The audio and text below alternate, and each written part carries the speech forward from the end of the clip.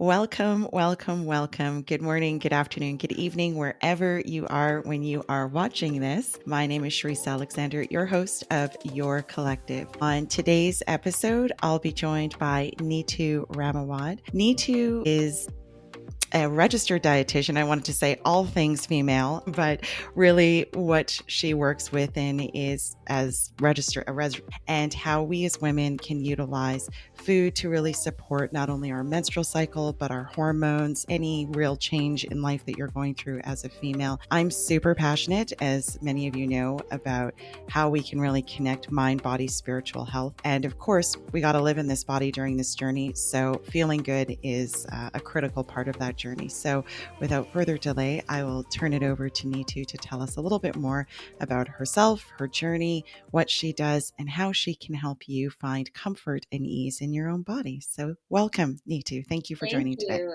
And thank you. This is such an important topic. So I'm really happy and I'm always so grateful to connect with podcasters like yourself that shine light and want to have discussions about women's health because I think we are in a hormonal epidemic and the more information we can provide and empower women about their bodies on all levels, I think is so important. So thank you, first of all, for having this conversation. I'm really grateful to have this conversation with you. Yeah, so I'm a certified holistic nutritionist. I really specialize in food as medicine and helping women understand how to support their bodies and have healthy menstrual cycles and why that's really healthy.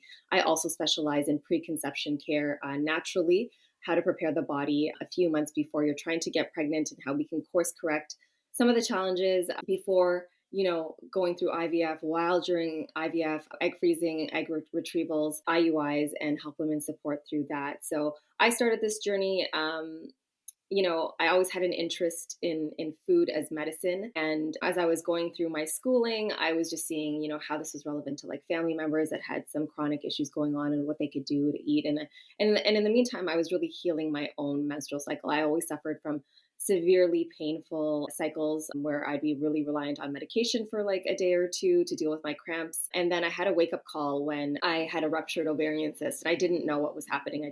I woke up with a lot of pain and a couple of days of pain before that, but it got worse. And, I had to be rushed. I had to go to the emergency. And when I went there, they just like did an ultrasound. They're like, hey, you've got this ruptured ovarian cyst. Here's some, codeine and go home. And off you go. I Yeah. was so confused because I'm like, how is this happening? This is like happening on like, an ovary. It was so serious to me. And I really didn't get a lot of answers from my primary care practitioner. In my experience, I was very dismissed for asking a lot of questions. And as I was studying, I was getting a lot more answers about like what was happening to my menstrual cycle that led to this, and not just my cycle and what I was eating, but a lifestyle that I was living, a really stressful lifestyle that I was living, contributing to the pain. So 6 months later, I had a surgery scheduled and I had the cyst removed. I didn't have a lot of options other than medication, birth control, and the surgery. And I was like, there's got to be something else here because I'm like, something is missing. And when they went in, they also found stage 1 endometriosis, which I had no idea I had. And it was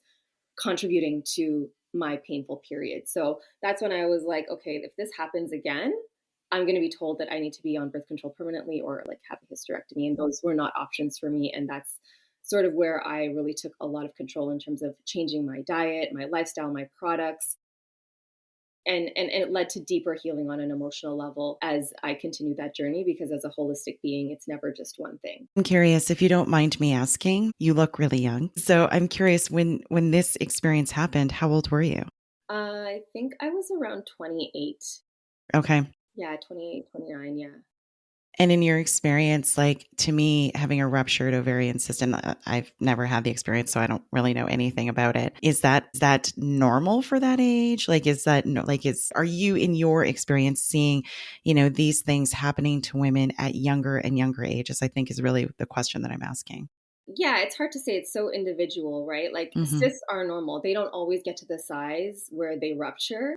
And it is very common. Sometimes you have a cyst in a cycle. It might actually pass with that cycle depending on the size of it, right? Cysts typically form through estrogen dominance. Estrogen is a growth hormone. So any tissue in the body that responds to estrogen will tell it to grow. And, there are certain foods that contribute to estrogen dominance. There's also the organ function component, right? Where our liver is very much responsible for detoxifying excess estrogen in the body. So making sure that, you're supporting the organs that detoxify, but also, you know, are involved in hormone production is really important.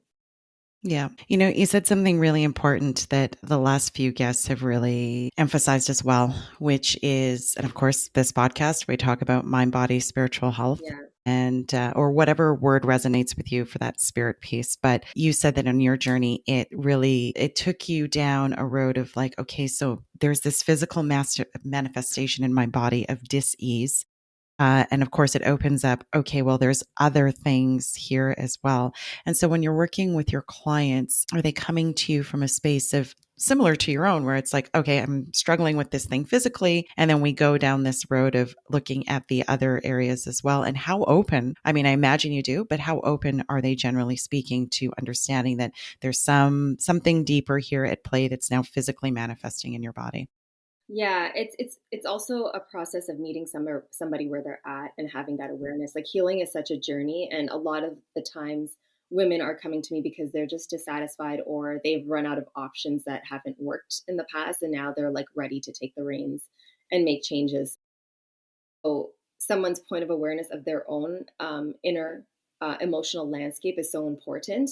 But what I Yes. try to do is do in my initial assessment, it's like really taking an inventory of like what is going on in your life. Like, what are your current stresses? How do you feel day to day? Like on a day to day, do you wake up with anxiety? Are you moving through your day really frustrated? Are you overall just like not experiencing a lot of joy? And like, let's pinpoint where that's coming from.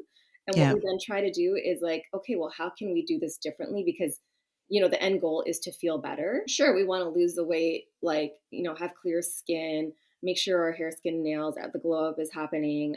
You know, all the symptoms that are making us unsatisfied, like those things will come. But if we don't make the changes within our mindset to understand, like, what do we need to unlock here? Because why is it that we're not prioritizing our health? Like, is it a self worth issue? And where did that come from? Yeah. Do you not feel deserving of the, you know, the body, the energy, and a life that you really want on the other side of this? So we take inventory and have those conversations, and that's such an opening for certain clients. Do you feel like there's a shift in healthcare away from, I don't want to say just traditional modalities, but really the mindset around, okay, I'm going to go to the doctor. I'm going to tell them my symptoms or my symptoms. They're going to give me a script and I'm going to go home and do my thing. Do you feel like there's been a real trend and a real shift away from that towards people wanting to be empowered with really, to me, I believe health is it's a personal responsibility. That's my thought. Yes, there are all these people and resources and so on and so forth to help me through that, but it's my body. Nobody can tell me what it feels like. Do you feel like that shift is happening now? Yeah. And yeah. Yeah, I do find that more people are interested in like the education. I share a lot of educational content on my page because I want women to feel empowered, right? So I think when we know better, we can do better and make different choices. But yes, I think there's so much more information right now, and people are really getting sucked into it or making the connections and the identifying, you know, this sounds like me, this is resonating. And, you know, we look at certain models of care, and there's a time and place for everything. There's a time and place where you Hmm. need, you know, your primary care practitioner and you might need medication. That's fine. You might need the surgery. That's okay too, right? Hmm. There's a meeting of those worlds as well. And like I kind of look at healthcare now as a wheelhouse. You know, it's like in Yes. life, you've got your accountant, your mechanic, your lawyer, your financial advisor.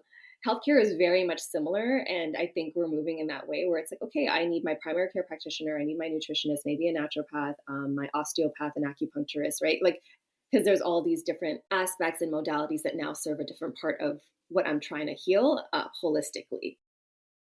I love that.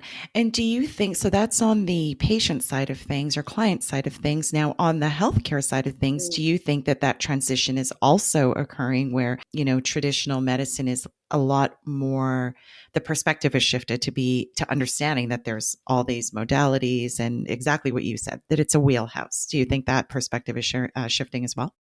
I think so. I think there's like a slow adaptation towards it. You know, we do look at like there's an accessibility piece too, right? Like a lot of times when you're going to a naturopath or an acupuncturist or your osteo or whatever, that may not be covered. So Yeah.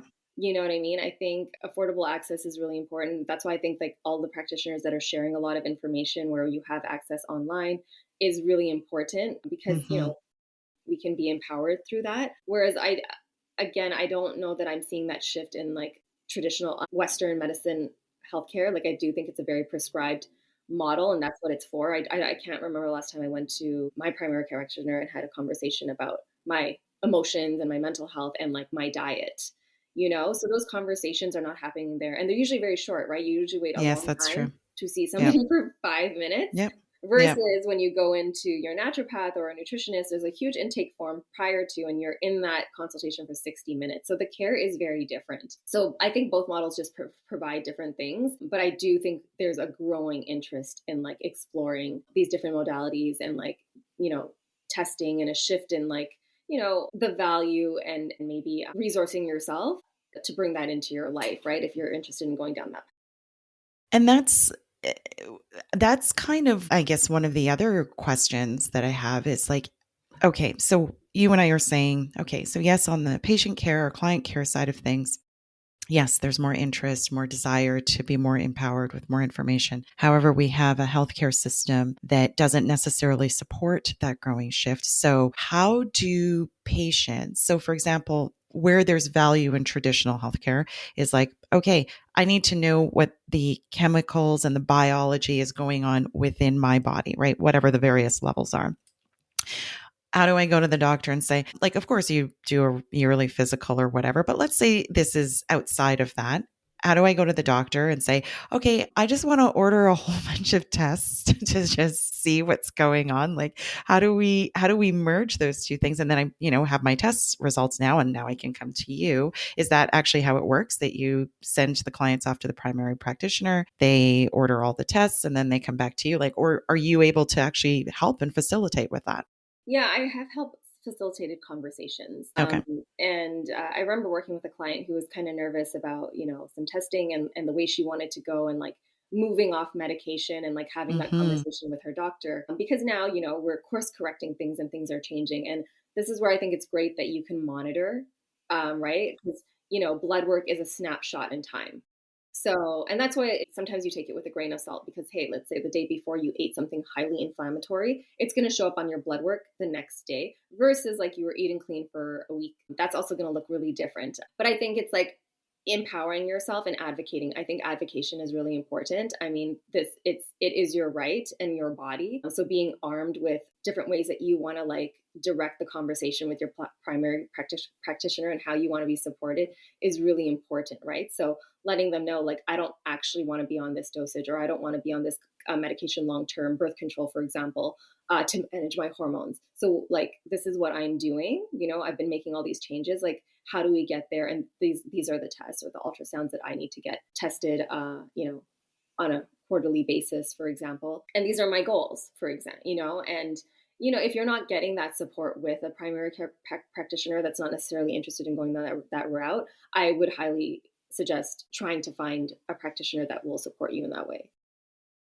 I don't want to be the negative Nelly here, but that is so much easier said than done these I days. know it's not, and it's a process that I have gone through myself, Yeah. right? And it's just so knowing what you're gonna get with who, and again, like that person may not be where you're getting all your support. That's why like having a well-rounded team and somebody else on the other side to help navigate that and like blend, make those two worlds and make them work together is important. Yeah. So let's talk more about kind of some of the different modalities that you use in your process of discovery or working with a client, right? Because I imagine that a lot of it is maybe not a lot, but a little bit of trial and error. Like, okay, well, let's do this, let's try that, so on and Yeah. so forth until we find that magical combination where your body really gets to be at its highest health potential. Do you want to share some of that with us?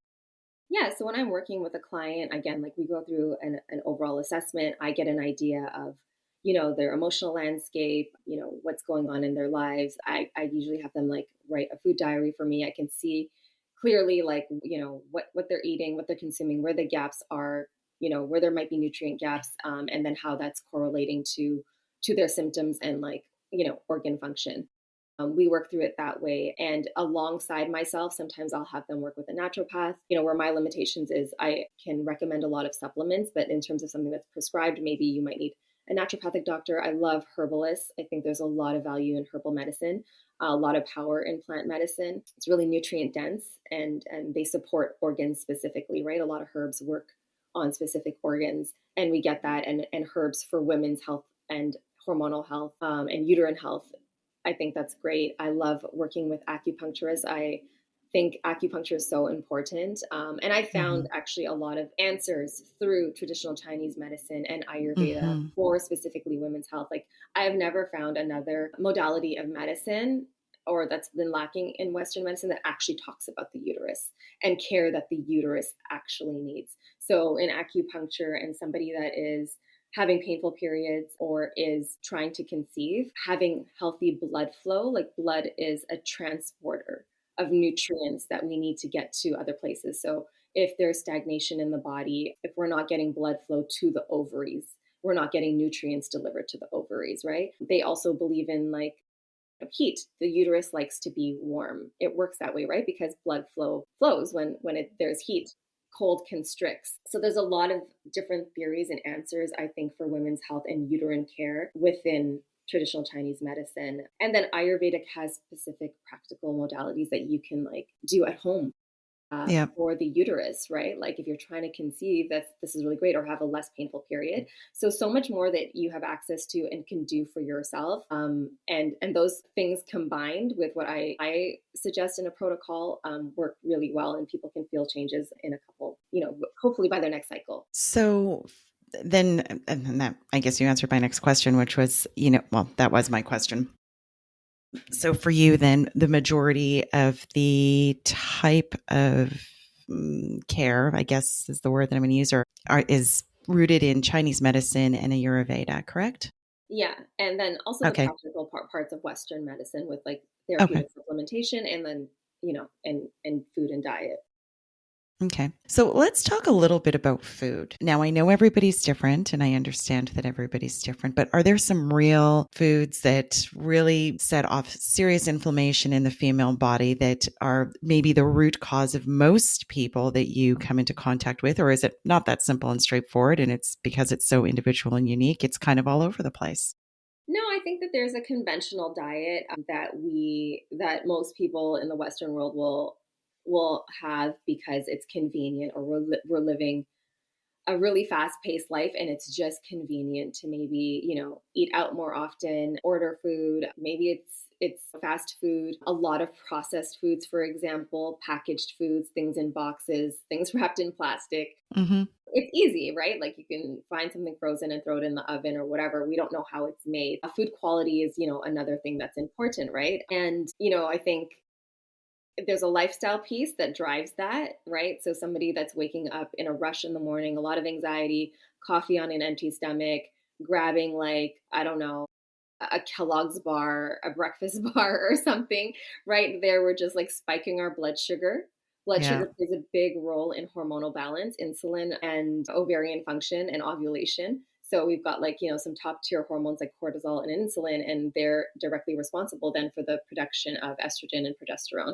Um, right. So when cortisol is really high, cortisol and progesterone are actually made from the same precursor. So when there's too much cortisol, we're actually stealing from our progesterone reserve, right? And that can impact ovulation. And, progesterone is an amazing hormone. It's our anti-anxiety hormone. So you want to make sure that you're ovulating every month, right? To get those benefits. So that's just like how the cascade can work, Well, I right? just learned something new today. Yeah, that's just sort of how it works. And that's how like your diet is impacting that. So making sure that, you're waking up in like a piece, giving yourself some time, right? Like, and I know that's not easy, and carving these habits. I do talk about habit stacking quite a bit, right? We try to do one thing and then we build on it, right? So maybe you're struggling with breakfast in the morning, prepare it the night before. Like you can just make some egg cups, prepare some like turkey sausages or like a chia, oatmeal or A something. chia pudding, Yeah, my chia pudding or favorite. something, and, warm it up, and, like, you can have that quickly. So I think food prep and preparing yourself actually has been one of the things that has helped me a lot. I know some people might struggle with that, but, like, taking that time on a Sunday or something can really go a long way, because then you're not starving and just grabbing something for the sake of grabbing something and Mhm. spiking your blood sugar and your cortisol literally all day. I'm curious because I've had this conversation with a few people lately, and for my own self, I've never really had any. I'm very fortunate in that Yeah. way. I've never had. I think the extent of my female challenges have been painful periods. Right. And even with that, they've always been they've been super predictable, really manageable. Like cramping was never really a thing. So, but with that, I was really on my own personal journey of like weight. And I often say to people, I'm like, when did food become so complicated? Like, when Yeah. did it come? Like, just there's so much science behind it. You can't even just eat healthy No. and have that be enough anymore. And so, anyways, it sent me on this journey of I was at a doctor's office of all places, and I found this book on intermittent fasting. Mhm. And it was such an interesting read. And I started employing some of the things that the author talks about in the book, and what a difference it had made for me. Does intermittent fasting, because you did talk about eating breakfast. I'm not a breakfast eater, never have been. It's not the thing that I do. And this book finally made it okay for me to not have to eat breakfast in the morning. But how does that play into women's health in what you see? I think there's a time and place for everything, and I think there's a lot of great benefits for letting your body fast or staying fasted and listening to your own body, right? Like you're your advocate and how you feel. If it's not affecting your menstrual cycle and you're not having symptoms and it's working for you, I think that's great. A lot of times, though, women with, which is a lot of women that have hormonal balances like PCOS, endometriosis, fibroids, there is an imbalance there, and we're trying to course correct that for a certain period to get the body back to a place of homeostasis and stability. And that's where eating and having the satiety of breakfast is really important. So just to give you for an example, like your body's always trying to keep you alive. Its main focus is safety. And when we're in a fasted state, especially for women, because we can bear children and we want to ovulate every month, being in a place of feeling having the resources, which is the raw materials, the nutrients, the vitamins, the minerals, keeps your body feeling safe. And that's where something like eating breakfast and balancing your hormones from the day. And that's something that where it's like when you start your day with a healthy breakfast and it's you're having your protein, a good fats and fiber, and you'll be satiated for hours, right? It really creates a stability in the body, and your body always feels safe versus like I'm starving, I'm hungry, and like we're seeing terrible periods or missing your ovulation, right? So if we're trying to conceive, then that becomes really important. So a little bit situational, but I do think there's a Mm-hmm. time and place, and I do think there are benefits to intermittent fasting, but where it's not always beneficial in a period of time is in some of those cases I just outlined. Okay. So I would assume then, kind of based on what you've said, is there, well, I shouldn't assume, I'll just ask, is there a specific age group that you find that you work with the most? Where you, like, what's your demographic? Yeah, I think women between 28 to 45, they're more interested, maybe more aware of what's going on in their bodies. They might be, um, you know, go-getters that are living really busy, full lives, but maybe, still experiencing a lot of symptoms like, burnout, fatigue, weight gain, insomnia, missed periods, terrible periods, exhaustion, a host of symptoms, and have tried a bunch of things that haven't worked. And then, they'll come to somebody like me, or women that are also trying to conceive. And again, maybe they've been through multiple rounds of IVF and it's just not working, or IUIs, and then they're interested in an alternative path. Okay. There was another question I had right on the tip of my tongue. Oh, yes. Infertility. So somebody comes to you after they've done their IVF or IUIs, then I'm assuming that it hasn't been successful. So they start, so then I assume then that you work with them to get them ready pre-pregnancy. And then do you support them throughout throughout the gestational period? Yeah, I think it's so important, and I love the relationship I end up building with women that I work with, and then sometimes their spouses also, right? Like I'm so in it with them, right, through the process, and there's trial and error. Going through and choosing to do something naturally takes more time, right? It's not Yes. instantaneous, but potentially neither is expensive rounds of IVF, and I think our system is very quick to push women to IVF without any intervention. And I see what I do as a huge gap in the treatment, because there's a lot of benefits to taking the 3 to 6 months or a year prior, if you know if this is a planned pregnancy, to prepare your body. Because if you think about the current state of someone's body, that is like, there's wear and tear over time. Maybe there's hormonal balances that are happening.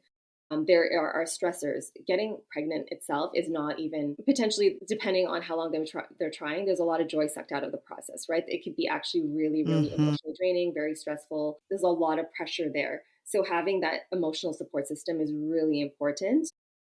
We also work on egg quality. So we can put a lot of medications into our body and hopefully it'll trigger our body to do what it needs to do. But it's not necessarily that the next egg that you can get pregnant with is getting the quality in terms of like nutrients. This is like the baby's DNA we're talking about now. Developmentally, how the mother's body needs to be, you need to be over resourced in essential nutrients, right, for yourself, but also your future baby. So working on your diet gives you that time to do that, reduce inflammation that's happening, not just physically but emotional inflammation as well. And learning some of the lifestyle things that are important. Maybe you're staying up too late and scrolling at night. Well, that's impacting the growth hormone that happens when you get to sleep, right? That Mm-hmm. impacts fertility. So there's a lot of benefits to taking that time to adjust your diet, the supplementation that you might be needing, and then the lifestyle factors as well to help support yourself. And then the meds work better because your body and your organs are functioning better too, if you still want to go down the route of IVF or IUI.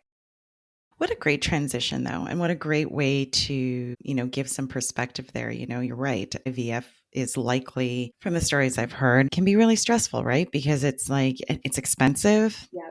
And then there's all this expectation that you as a woman are likely placing on yourself and all of your external people and possibly even your spouse. And so the as you mentioned, the experience would be extremely emotionally stressful if it's not successful on the first round. But what a great way to go through an experience and shift your lifestyle so that it can be actually an enjoyable process, because it is so enjoyable to be to have a baby.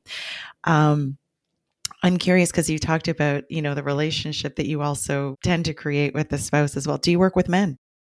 If they're open to it, it's interesting that sometimes, it's so interesting to me right now, because all the focus is always on the female body. And of course, the female's going to carry the baby, right? But sperm quality is on a huge decline. There's a lot of research that shows that. So men need to really like get on board and not like think that, it's just them. Because if a woman's been trying and she's making all these changes, then what's the missing piece here? It's really important that men get on board and also make those changes for their diet and sperm quality. The volume of sperm that they need to have, the sperm motility is really important. It needs to get to where it needs to get. So it can't just, that little bad boy can't be just swimming in circles or backwards, right? Confused. Confused about where it needs to go. So sperm quality is a big part of this picture. So the health of the man is really important. And sometimes I'm working with a woman for 3 months, and then it's like, a husband might get on board with making some changes to his diet. So it's I interesting. wonder, is there a counterpart to you? I'm just thinking about all the things that will likely come up for men when it's like, okay, well, the lady's doing her Yeah, it's part. I think What are initially you men just doing? don't think And about the it. Well, ego that likely comes up with that. yeah, They yeah. don't usually think that, well, the reality is we as women often think that it's our fault or our problem. But is there a counterpart to Right. you then, that because it might be a comfort No. thing, but I don't know, in your experience? Hmm. Yeah, no, I Okay. not that I've come across That's at a this huge point. I gap do then. know that yeah, that's a huge gap. Yeah, Wow. absolutely. So, men, if there's any of you out there that are interested in holistic healing and fertility in men, there's a Please. huge addressable market. So, I imagine that all the things that are affecting women are also affecting men, then, like their diet, their stress, so on and so forth. Yeah, Okay. yeah, Um, absolutely. for the listeners, what are some practical skills that they could like employ? Because you talked about accessibility, and you're right. A lot of this information can be, I mean, Google's amazing. And yes, you can, jump online and, oh, wow, I have no idea. Are you there? I'm still here. Can you hear me? Yeah, you froze for a second. I can, but there seems to be a bit of a lag. Oh, yeah, I felt that too. Okay, I don't know. Yeah, I don't know if it's my side or your side. I'm actually tethered to my phone. Anyways, we'll edit all of this out. Okay. What was my question now? Sorry, I was talking about men. Practical skills, practical resources. So if a woman is like, okay, I really want to dive into this a little bit more, where do they start? How do they, what are some DIY things? Like, especially if you don't have, an awareness of your body as it is right now. What are some things that are really practical that people can do at home where they can begin to bring that awareness actually into their body? Yeah, so I think like really sitting with yourself and asking yourself and just creating that awareness of like how are you feeling? We're so lucky that we do get a period every month because it's a monthly report card, and everything that you've done the prior month before is going to affect your next period. So that's a great Mm-hmm. place to start. See how your period is. Did you do anything different? Is it worse than the day before? Is it regular? For your regular, right? We're looking at 24, 26, 28 days potentially. Your period's a great place to start. You can track your ovulation. You can use a basal body temperature and track your ovulation to see if you're ovulating every day, and that's going to give you an indicator. And when I talk about hormonal healing, like it's not just to have a period. These like our estrogen, progesterone play a really big part in protecting cardiovascular health, Alzheimer's health, well, cardiovascular health, Alzheimer's, brain health, osteoporosis long term. So if you can get ahead of your health now, it's going to pay you dividends in the future, not just if you want to have a healthy period, not just if you also want to get pregnant, but like for your future health. Hormonal balance is really important, for and all the stages that we'll transition to from, menstruating, perimenopause and menopause. It's so important to make sure that your hormonal health is balanced. So tracking your period's great. Look at your diet, right? Like, are you getting enough protein? Are you getting enough healthy fats? That's really important. Cutting out some junk food, cutting out the processed foods, making sometimes it's foundational. Making sure you're drinking enough water, making sure your sleep is solid. Like women need more sleep than men. We need about almost 9 hours of sleep. So what can you do from a lifestyle perspective to start making sure you're like, okay, if you're only getting 6 hours, well, how can we get it to 7? How can we get it to 8? Like what's happening with your sleep hygiene? Those are very basic things to do. And then like if you're living and you're feeling overwhelmed and stressed, look at your plate and your life and where can you scale back a little bit and give yourself more time, you know, more time for yourself. And like if there's something that you're not satisfied with, do you need to be moving more? Like where do we just make these like little shifts in the day or the week or throughout the month that can help you progress, right? And move forward in the way that you want to move forward with. So I think, those are really practical things, but sometimes they're very difficult to go and do. I just want to ask, that 9 hours, does that include naps? I mean, if it's a solid nap, right? Why not? I have never been a lengthy sleeper. So when you said 9 hours, I was like, oh my gosh, like I could not even imagine sleeping for 9 hours. It's never Right. been part of my experience. Okay, so to recap the practical things that um, the audience can do is number one, track your cycle Hmm. and take a look at what the report card is saying. Is it regular? The cramps, are they there, are they not, so on and so forth. Does PMS then also come into play here, right? Absolutely. Like checking So how in. is that an If indicator? you're also like feeling like huge mood swings, irritability, frustration, anger, like leading up to your period, those are also things to take into consideration. Like we're supposed to be more balanced. And I mean, the female cycle, is really interesting too, because all these things come up the week before our period, and then we have a shedding. So we also get this opportunity to let things go, right? So Mm-hmm. emotionally, like checking in with yourself and being like, well, what happened this month or last month? Was there Actually, something? so lucky in that way. Yeah, So exactly. lucky. Our bodies are this like really intuitive, vessels and portals, and like it's pretty magical what we're capable of doing if we just give ourselves some time and space.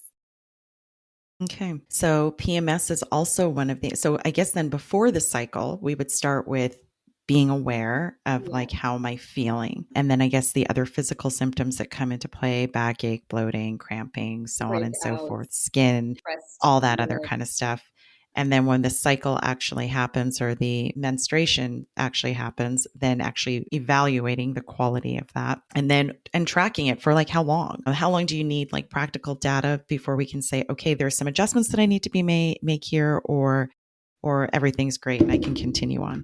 I would say give yourself like 3 months, like track your cycle for 3 months and see what the trends are, right? We want to see some patterns. We want to see some regularity. We want to see like where there's an anomaly, right? So just, it's going to happen every month, hopefully, right? We're ovulating and having a regular period. And yeah, give yourself like a 3 month window to, kind of like just tap into yourself, into your body and it's your own benefit of your like own level of deeper self-awareness as well. Yeah. When it comes to what's considered a regular cycle, I'm super regular. It's a watch by my cycle, but that doesn't mean it's always like it's generally regular. So when do we then become concerned when there's an outlier? Right? Is one outlier something, or is it just, okay, well, what happened this month? And, in the times when I've like been like, oh, that was a really interesting cycle, like that was really late or really early and nothing happened. Like life was manageable. What does that mean? What do we do with that? Is it maybe, again, if it's like 90 days of irregularity, or is a one off just exactly that, a one off? Yeah, a one off can definitely be a one off, right? Like our cycles can be so. A one off can be exactly that, like a one off. And it could be maybe you had a more stressful month. There was just higher levels of stress happening that month. Potentially, maybe you were traveling, maybe you weren't eating as well, and like you missed a period. And you can maybe, make that association. But if it's happened now for like 3 or 2 months, that is definitely something to pay attention to. Okay. Okay. So PMS, monitor it. Actual menstrual cycle, monitor it. 90 days. Okay. Anything else that are some practical things that we can do that don't necessarily necessitate going to see a doctor or even Yeah. coming to see you, but even just, to start bringing that awareness in. And I think the reason why I'm bringing this up is because, you're talking about dealing with patients slash clients who have a physical manifestation in their body. And what I'm also hoping to do here is bring awareness to folks before it gets there, because by the time it manifests, that means we've really got something to address. So what can we do before we get there? Oh, I remember self-care. Self That's what I want to care. talk about. Yeah, Self-care. self care is What does something. that mean? Yeah, I think when we want to talk about like really healing our bodies and, on a deeper emotional, mental, spiritual level, that there's a lot we can be doing. So, I mean, there's also just cleaning up your cosmetics, right? Like going clean, going fragrance free where possible. Fragrances are big hormone disruptors. So looking at, where those hormone disruptors are coming from, reducing your plastic use. All of these things are called xenoestrogens, and they mimic the chemical structure of estrogen in our body. And that can lead to an estrogen dominant situation, right? And make period symptoms a lot worse. So cleaning up all of that are practical things that you can do on a day-to-day basis, switching to cleaner brands, and again going fragrance free. So those are some of the practical things from a holistic healing. Again, taking that inventory of like what's happening in your life, your relationships, your job, your work. Where are these stressors coming from? If you're feeling really unhappy, journaling I've always found to be really great. Having some sort of a meditative practice. I love somatic healing. It's been something that Yes. really has helped me a lot, understanding some of my core childhood wounds and where they came from. And doing some of this work and that inner child work, I think, is so an important aspect of healing, because a lot of our core beliefs and systems of beliefs that we are operating internally are still driving that show and driving decisions. And they can be very limiting. They could be self sabotaging also, in terms of getting you where you want to be and that next level of yourself, because you've got like this wounded inner child that is still making decisions, right? So, and that can look like still, entering into toxic relationships, and there's a compounding effects here, and like of course it's going to affect your hormones. you know you're not as happy, you're not making serotonin, you're not making all your feel good hormones, right? You can have worse symptoms when your body's out of balance. Again, as women, like our hormones are running the show all day every day, we can't escape that. Like they're chemical messengers. So really do diving deep into some of that deeper work and get really giving yourself time and space. I find like when I can start the day with a meditation, just turning into my breath, and doing some breath work, or allows me to move through my day without reacting but responding. And Absolutely. reactions and responses can drive cortisol up. For example, like somebody cutting you off in traffic, right? You can respond to that differently, or a boss, right? So these are the things that we're faced with every day. And if it's really affecting you and you feel like you're running on more negative emotions versus positive emotions, and not showing up to the relationships or your day to day and your job in the way that you want to, it's all related. Yeah. I want to touch on what you talked about there with somatic healing. What a beautiful experience, when you actually tune into your body. In fact, I did it this morning. I was laying in bed, and the first thing I did was like a scan, and I'm like, okay, and once you start to get the hang of it, you really become the expert or the guru on what's going on with your body. And I think you and I had spoken about Louise Hay and her book Heal Your Body. And so for those of you who have never come across this book before, I stress that that's such a practical way to begin really tuning into your body and the emotions that are attached, or the blocks that might be attached to any physical disease or manifestation in your body. And it doesn't always immediately make sense, like consciously, but if you just sit with it and give it a moment, I mean, even ask yourself, like, okay, where am I showing up like this in this capacity, or whatever the case may be? The answer is, all the answers are truly sitting within you. And it's such a great way to begin to know your body, so that when you do go and see someone such as Neetu, or even your primary caregiver or practitioner, you are armed with some information about what your body is really trying to say to you. So I can't recommend the book enough. Get it, get it, get it. Absolutely. I love that book as well. And I love her. Yeah, it's my go-to Yeah. medical. And it's crazy because, I mean, I use it everywhere. I was sitting with a friend last night and we were having dinner, and she was talking about her shoulders. I'm like, oh, I have my book. Let's see what's going on. Well, the thing is she said to me, she's like, I'm pretty sure the last time we met, that was the same thing. I'm like, yeah. So what are you in resistance on? What are you not wanting to go ahead and tackle here and actually take a look at? And then we started talking about saboteurs, and you know how that story goes. So, anyways, so just as we wrap up, is there anything else that you would like to share today? Of course, I'll include all your contact, your socials, so on and so forth, how people can find you. I know you talked about there being so much education that you put out there. I think on your socials is really where you put a lot of the education. Yeah. Yes. Yep. Yeah, I think, the bigger picture is like showing up to life with your full vitality and your energy. And like, that's something that every woman deserves, because I see so many women that are running on empty, that are burnt out, exhausted, and literally going through their day to day like this. And like, this is a quality of life issue, right? It's like, these Mm-hmm. are the days of our lives. And, Mm-hmm. you don't want to just be running on empty every single day, unhappy with symptoms that are holding you back from a version of yourself that you really want. So it's not just like hormones or your period. It's like there's a bigger picture here of a life that you deserve, and the way you deserve to be living it, is really why I share all that information, to empower women so that they can go and be that person version of themselves that they want to be, and take up space where they need to. What a beautiful reminder. The purpose actually of the journey, contrary to what people think, Yeah. is ultimately joy. Yes. That is to find joy, to be in joy, to be in the moment. And if there's anything that's holding you back from that, the physical manifestation is often a wake up call, Yes. because that'll get your attention if you're in pain. Yeah. It'll really get your Exactly. attention right now. Yeah. Exactly. So.